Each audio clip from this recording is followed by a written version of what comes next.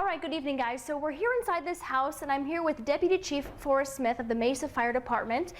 We're talking about pool safety today. This week is going to be a hot one coming into the weekend and next week. So a lot of people are going to be inside their pools. There's a saying that you use with a lot of folks. Is it the ABCs of pool safety? Let's just briefly run through that. Yeah, the Drowning Prevention Coalition of Arizona basically came up with this terminology here. It's ABCs, adults is the title. Barriers is the next title, and C, classes or Coast Guard approved vest.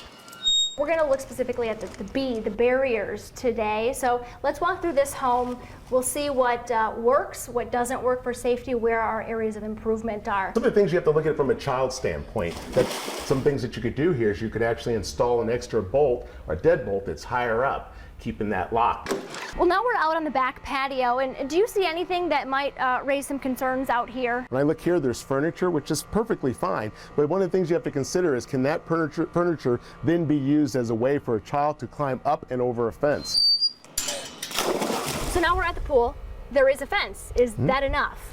Well, I tell you what, this is great seeing a fence, but the concerns I would have here, first of all, we have what appears to be a fence that once it's even in the closed position, doesn't have a locking or a closing mechanism right here. This could be problematic because a door without the locks or with anything that blocks it is no longer a barrier. What's your diagnosis? Give it like a letter grade. Well, I'd put this closer to a C or a D.